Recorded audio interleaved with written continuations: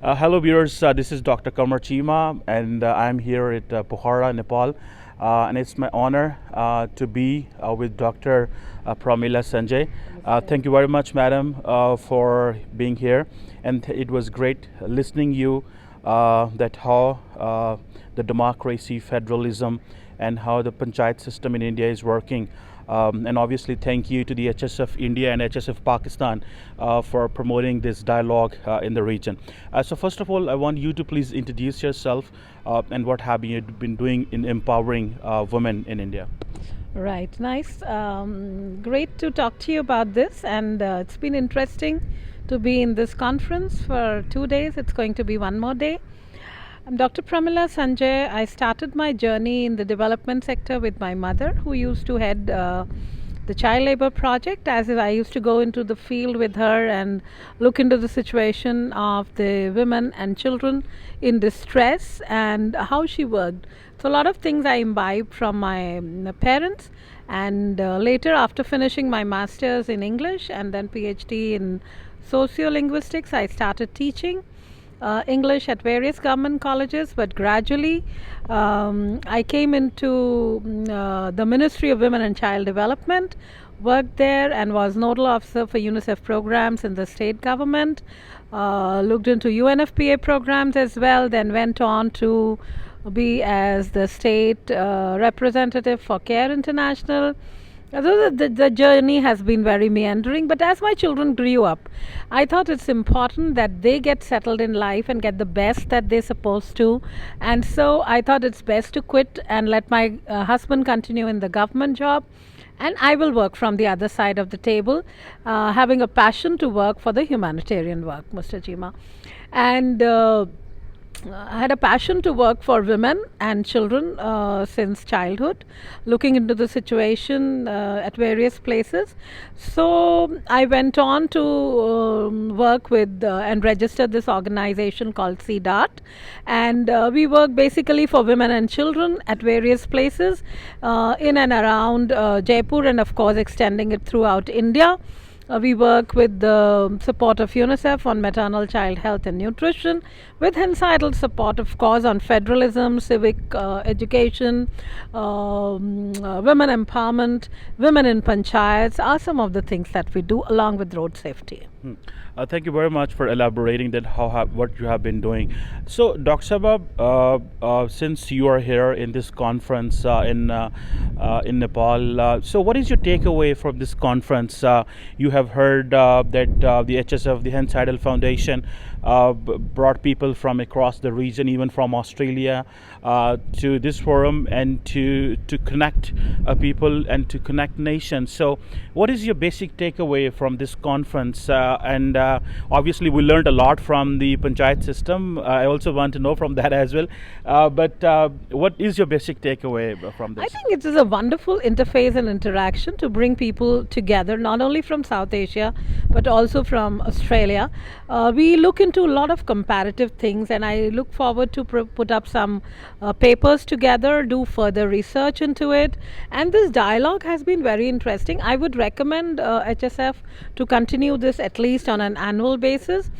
There's a lot of learning and cross-learning, and I'm a keen learner, always a student.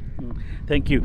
So, Dr. Sabha, the question I want to ask you that how this panchayat system, what you have told us in a wonderful presentation here, that how actually this is empowering women in India, because the central theme is that yes, men are in charge everywhere.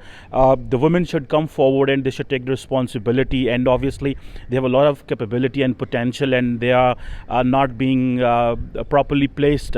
So, how this panchayat system, how you have empowered women, please do something, tell something about that.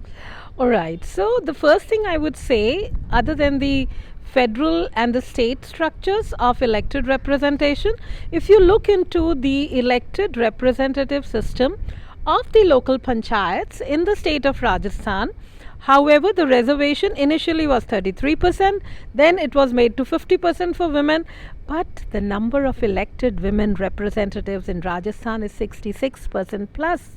So a big clap for the women part.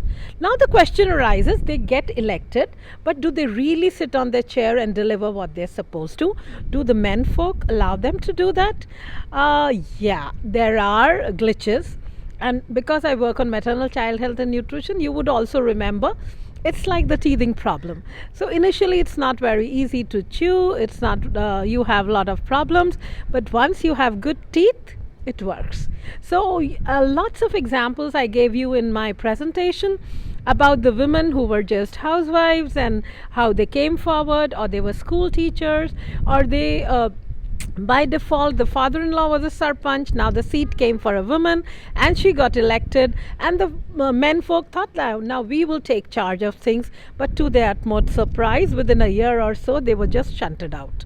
So I think it is the power of the women that needs to be shown to them. They need to be guided, helped, supported, mentored, and also some hand holding is required, and things work like anything. I think the support that His Seidel Foundation is providing through CDART, not only in the state of Rajasthan but other states, where we put the training and capacity building of a very practical nature to them, how to conduct panchayat trainings, how to organize gram sabhas, what is it that you should take care as a part of your financial responsibility, what is financial jurisprudence, where you should not sign just not by seeing, and be sure about what you are doing. So this comes gradually, but this comes.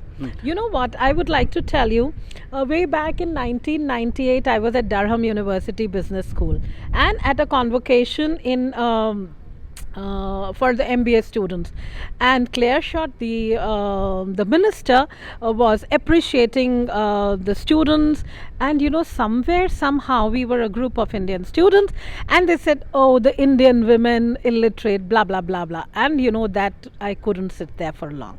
I said, the illiterate Indian woman manages the entire finances of her house. She is the treasurer.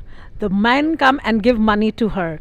She knows how to manage a 2-day-old child and a 98-year-old adult. She knows how we don't call people gate crashers. We welcome all the visitors, and she does it all in spite of being illiterate. So here you go.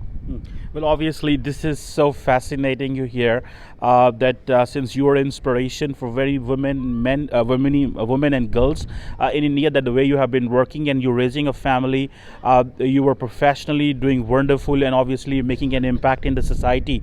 So obviously that gives a lot of women in India and Pakistan and across the region a lot of support and help, that yes, the women can lead and they can be role model, and they should not sit at home and they should not just wait for the men. They are coming home in the evening. They should go out and they should work. So one last quick question from you, madam.